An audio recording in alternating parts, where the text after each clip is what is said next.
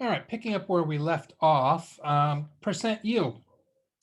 Sometimes you don't get as much as you expect to get out of a chemical reaction, and so percent yield is a convenient way to quantify that, basically comparing how much you actually get from the experiment to how much you expected to get.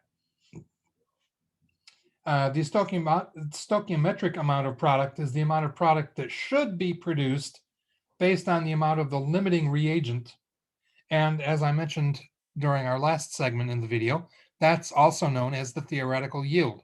How much product should you get based on the amount of limiting reagent? So in this last example, 2.09 moles of sodium sulfate would be the theoretical yield of that experiment. Okay, based on the limiting reagent. Often in real life, something goes wrong. You'll get side products that you didn't expect to get, or some of the product will get lost somehow before you can measure it. And you often don't get as much of the product as you actually expect to. So the actual amount of the product that you get is known as the experimental yield, or the actual yield. That is the amount of product that you actually got from doing the experiment. And again, we can compare quantitatively the actual yield to how much, that is the actual yield to the theoretical yield, or how much we got versus how much we expected to get, by calculating the percent yield, which is just the actual yield over the theoretical yield times 100. You can use masses or numbers of moles for the actual and theoretical yield. Either way works, but you have to use the same for both. So it would be mass over mass or moles over moles, either way. Make sure that they use the same units, in other words.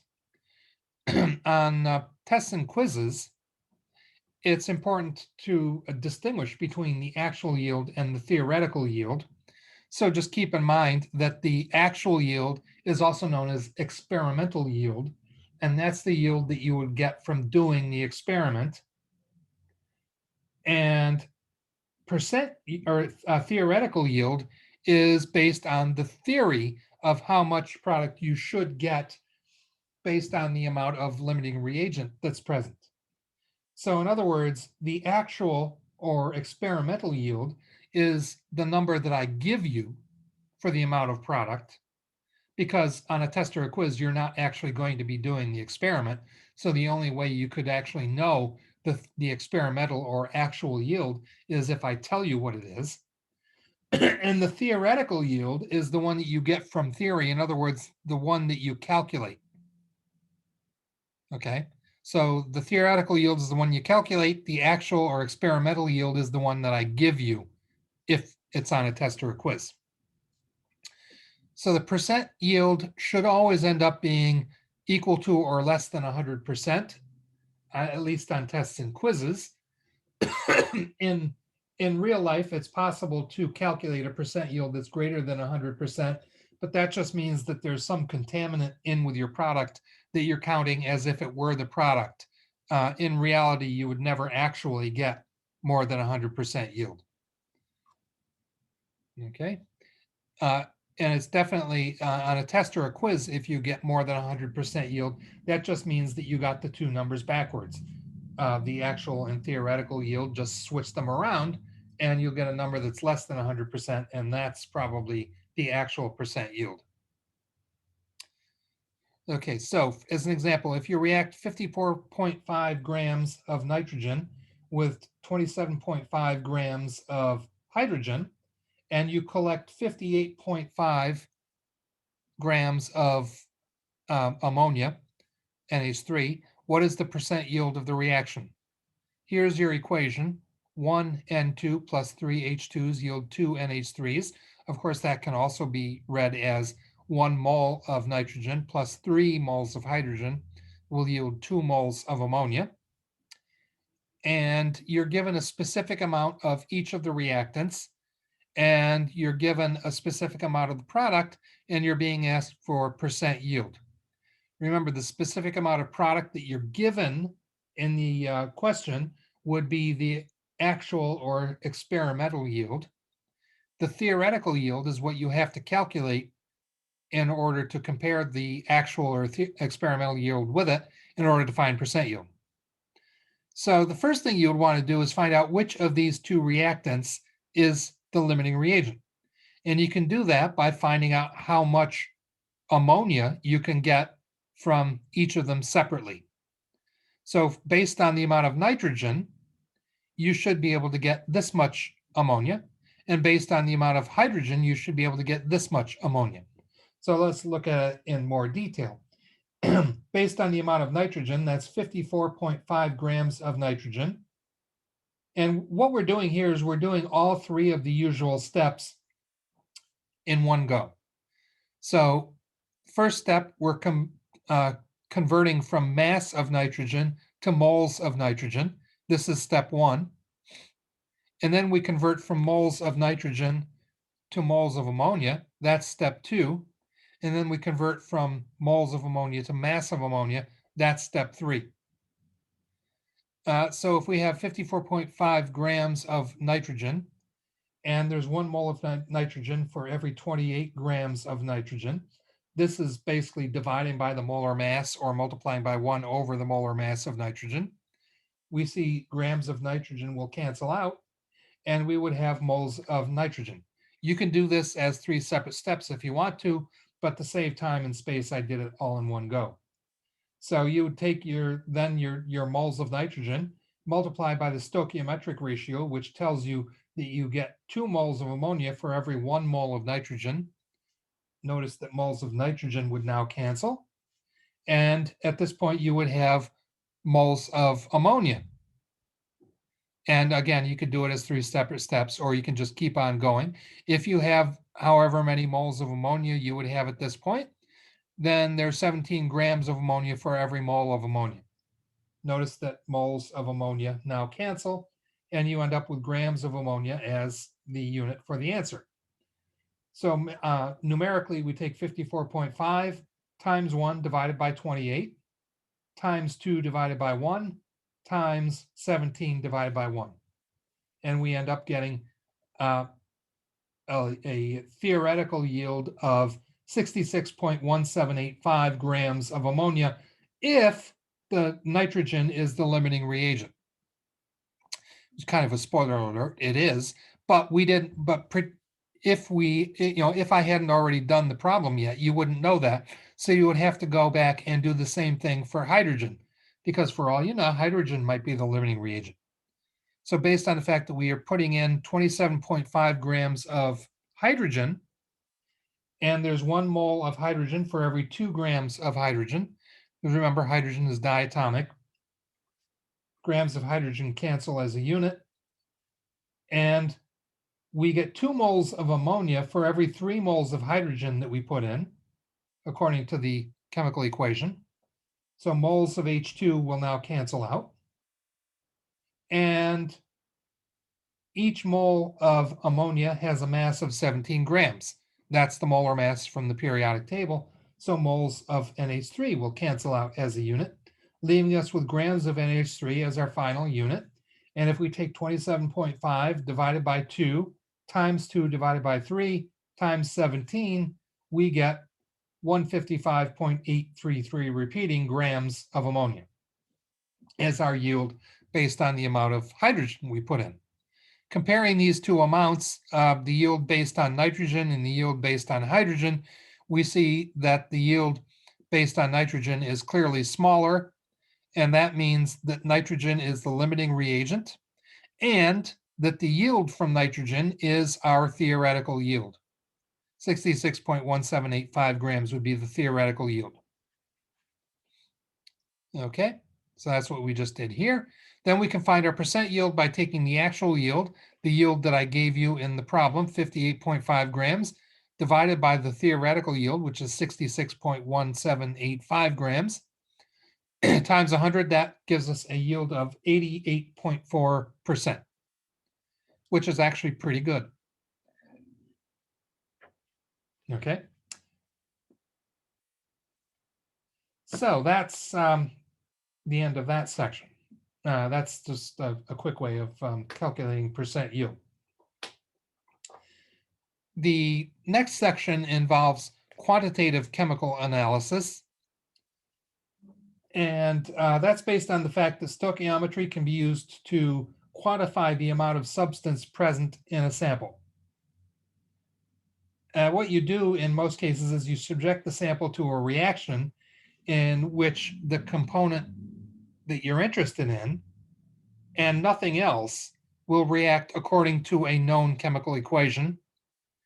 Then you can collect the products from that chemical equation and use the amount of product you get to calculate back to the amount of the reactant that was present in the original sample using stoichiometry. And from that, you can actually find the chemical composition of the substance.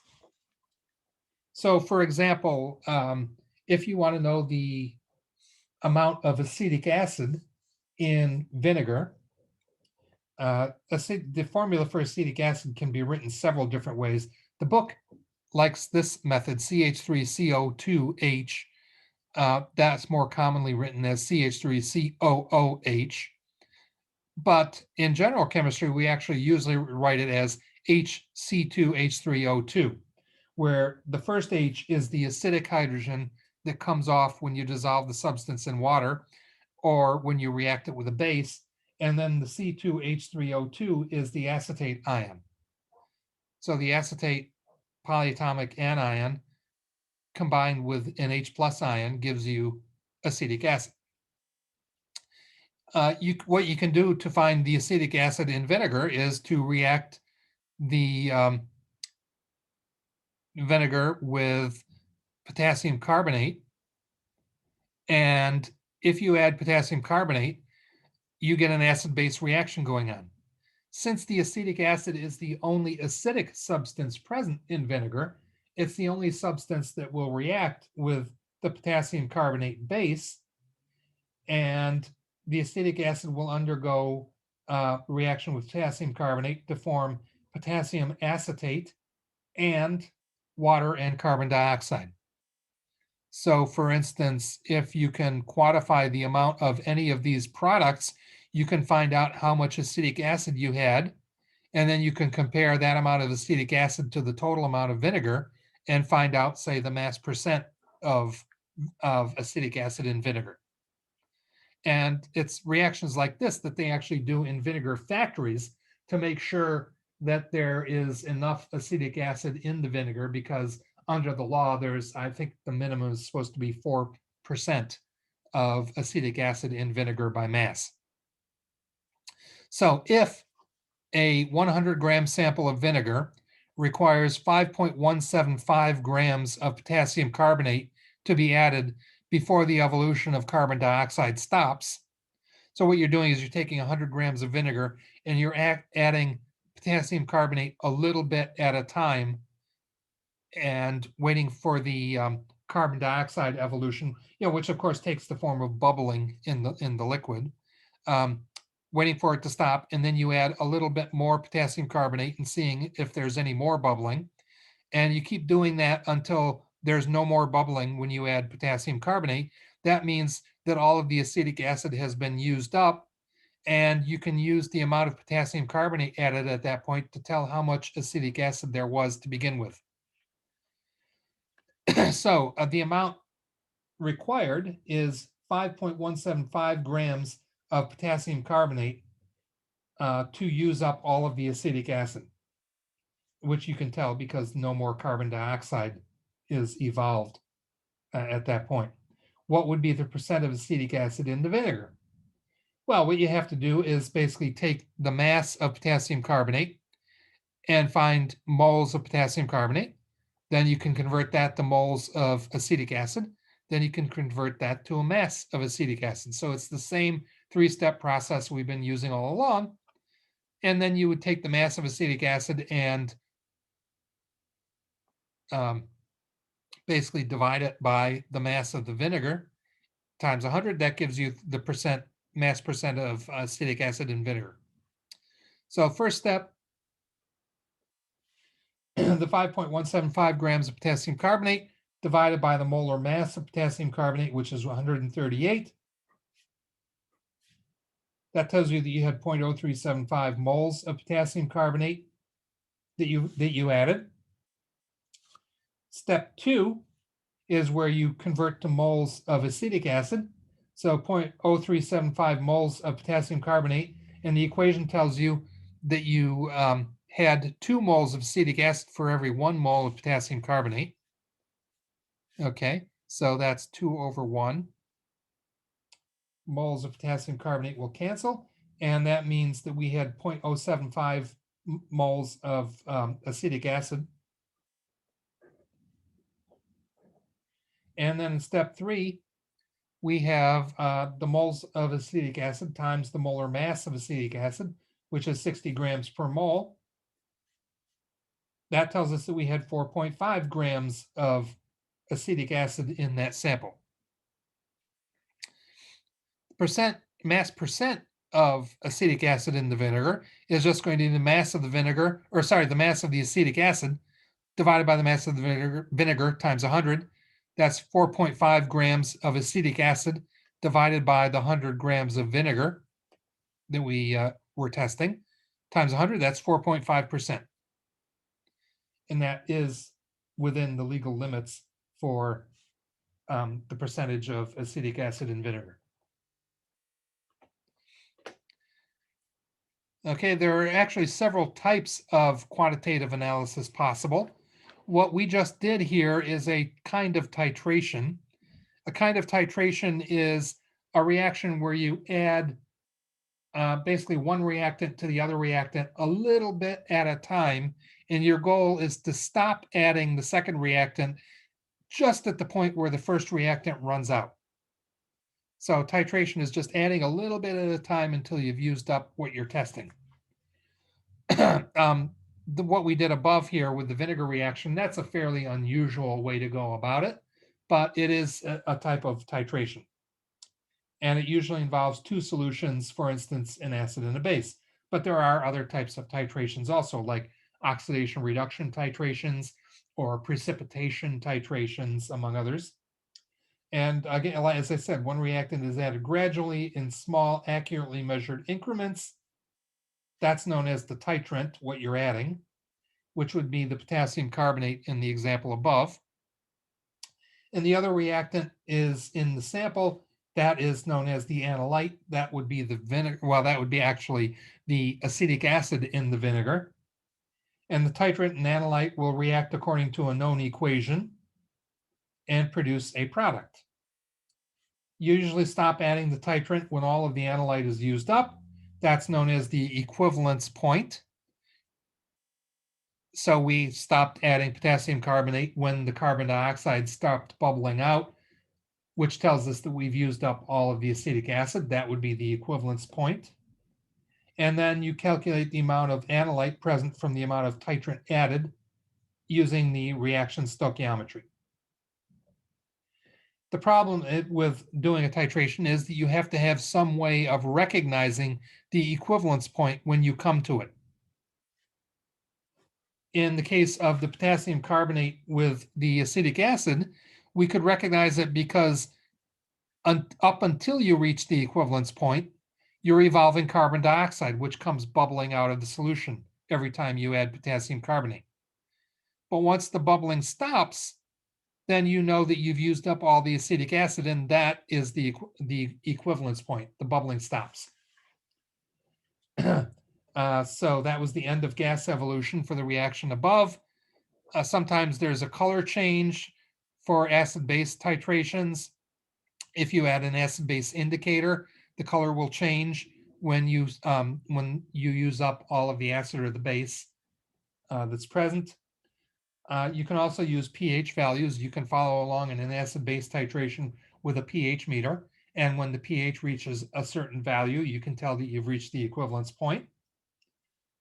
Or in a precipitation titration, when you get the maximum amount of precipitate, then that will be your equivalence point.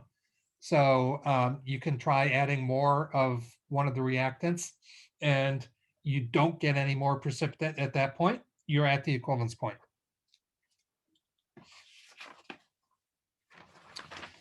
The actual amount of titrant used is known as the end point of the titration. And in some titrations, that might be more than the equivalence point, or it might be the same as the equivalence point. With the way we've actually, if you're using a pH meter, then you can actually go right past the equivalence point and add a lot more acid or base, and it won't matter because you can always, as long as you're keeping the data of what was the pH with a certain amount of acid or base added, you can actually go back and look at the data and find the equivalence point based on the pH, even if you go way beyond it. But with most of these methods, like the example of the potassium carbonate testing for acetic acid, you have to stop right at the equivalence point or you're not going to get very accurate numbers. So as an example of an acid-base titration, if a 25.0 milliliter sample of sodium hydroxide solution requires 14.8 milliliters of 0.15 molar, make that 0.150 molar HNO3 to reach the equivalence point, what is the molarity of the sodium hydroxide? Here's your reaction. NaOH plus HNO3 yields NaNO3 plus H2O. It's a 1-to-1 reaction, which makes things nice and simple. All of the coefficients are 1. The first thing you need to do is take the volume and molarity of the nitric acid and find out how many moles that is. So you start out with the substance that you know the most about. In this case, we know the volume and the molarity for the HNO3. We only know the volume for the NaOH. So that means we're going to start with the HNO3 and find out something that we don't know about the NaOH. So we have molarity and volume. According to the equation, number of moles is molarity times volume in liters. So the molarity is 0.150, and that means 0.150 moles of HNO3 per liter of HNO3 solution, times 14.8 milliliters is 0.0148 liters of HNO3 solution. Liters of HNO3 will cancel, and 0.15 times 0.0148 is 0.0222 moles of HNO3. That's how much HNO3 we added. Second step would be to go from moles of this to moles of the other thing. So according to the equation, if we have 0.0222 moles of HNO3, and there's 1 mole of NaOH for every 1 mole of HNO3, we must have had 0.0222 moles of NaOH present at the beginning. And again, according to the molarity equation, molarity is number of moles of solute divided by the volume of the solution in liters. So the molarity of the NaOH would be number of moles of NaOH, which is what we found in the last part, divided by the volume of the NaOH solution in liters. And so that's 0.0222 moles of NaOH divided by 25 milliliters, which when you divide by 1,000 becomes 0.0250 liters. And we end up finding out that the concentration is 0.0888 molar. Okay, so we find the concentration of the sodium hydroxide that way. One shortcut that the book doesn't show you, but I can show you now, is that in acid-base reactions, or actually any reaction that involves 2 solutions, you can use the equation. Let's see. You can use the equation MAVA over little a equals MBVB over little b. And this would be for any equation involving A and B could stand for acid and base, but it could just be reactant A and reactant B. It would be for an equation that you could write as lowercase a times capital A plus lowercase b capital B yields lowercase c capital C plus lowercase d capital D. where the lowercase letters are the coefficients and the uppercase letters are the actual compounds.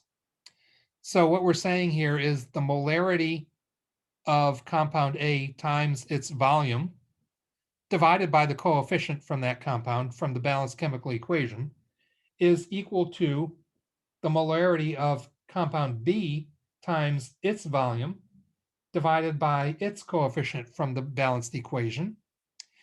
And if little a and little b are both 1, that is, if the coefficients are both 1, like they are here, you can actually ignore them. And so basically what we had here, let's say that A stands for acid and B stands for base. We know MA and VA, that's the molarity of the nitric acid and the volume of the nitric acid. And we know the coefficient for the acid in the balanced equation is 1. And we know the volume of the base, which is 25 milliliters. And we know the coefficient from the balanced equation, which is 1 for the base. What we don't know is MB. And so we can rearrange this equation to find MB. It'll be MAVA over little a. And to get VB to the other side of the equation, we have to divide both sides by that. Okay. And then to get little b over to the other side of the equation, we have to multiply both sides by that. And so this should be a shortcut way to do what we just did. If we put the numbers in, the molarity of the acid was 0.150 molar. The volume of the acid was 14.8 milliliters. And the nice thing about doing it this way is you don't have to change milliliters to liters because you've got volume over volume. As long as you use the same volume units for VA and VB, they're going to cancel out anyway. So you can leave that as 14.8 milliliters, and B, the coefficient of the base in the balanced equation, was 1. All of that is divided by the coefficient of the acid in the balanced equation, which was 1, times the volume of the base, which was the 25 milliliter sodium hydroxide sample, which again, we can leave as milliliters. And when we work all of this out,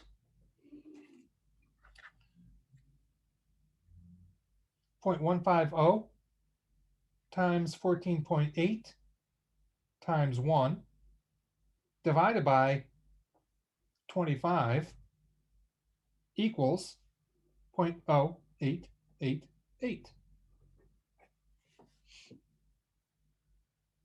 So we got the same thing.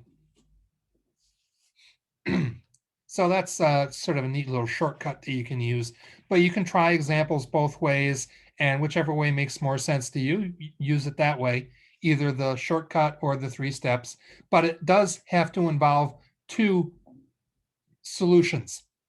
So you need 2 solutions that are where you have compounds that are dissolved in water. If the reactants are not both aqueous, then you can't do it. You have to use the 3 steps. There are also redox titrations. An example of that would be, say, a 20 milliliter sample of oxalic acid is titrated with 23.24 milliliters of 0.09113 molar potassium permanganate. What is the molarity of the oxalic acid? The reaction is this, which is a reaction where you have to use half reactions to balance it. It gets a little complicated, but anyway, 2 permanganate ions, which come from the potassium permanganate. So what we're seeing here is essentially the net ionic reaction. Potassium ions are spectator ions, so they don't appear in this version of the reaction. So the 2 permanganate ions plus 5 oxalic acid molecules plus 6 H plus ions, because it's in acidic solution, will yield 10 carbon dioxide molecules plus 2 Mn plus 2 ions plus 8 H2Os. And this is an oxidation reduction reaction because manganese starts with an oxidation state of +7 and it ends up at +2. That's a reduction. The carbon starts with an oxidation state of +3 in oxalic acid, and it ends up as +4 in the carbon dioxides. That's an oxidation. Okay, so first step, what we need to do is find out the moles of potassium permanganate, because that's the substance where we know both the volume and the molarity. Okay, so volume and molarity of KMnO4, number of moles is volume times, or sorry, molarity times volume. So 0.09113 M means 0.09113 moles of potassium permanganate per liter of potassium permanganate. If you divide that or multiply that by the volume of potassium permanganate in liters, liters will cancel out and you end up with 0.002118 moles of KMnO4. Or MnO4 minus, because remember the K is a spectator ion. Now that we have moles of KMnO4, we can convert to moles of the oxalic acid using the ratio of coefficients in the equation. So 0.002118 moles of KMnO4 times the fact that the equation tells us that we need 5 moles of the oxalic acid for every 2 moles of the KMnO4. Moles of KMnO4 will not cancel, and we get 0.002118 times 5 divided by 2. That is 0.005294 moles of oxalic acid. And number 3, number of moles of oxalic acid to molarity of oxalic acid. What we have here is the molarity is going to be number of moles of oxalic acid divided by the volume of the oxalic acid solution in liters. The moles we just found, 0.005295. The question told us that it was 20 milliliters, which is 0.02 liters. And you divide that out, you get 0.2647 molar as the molarity of the oxalic acid. Okay, so if you do that, you should get the right answer. And we're out of time for this part of the lecture, but in the next segment, I will show you how to use that shortcut that I showed for the last example on this, because these are both aqueous solutions. Okay, so I'll see you in a moment.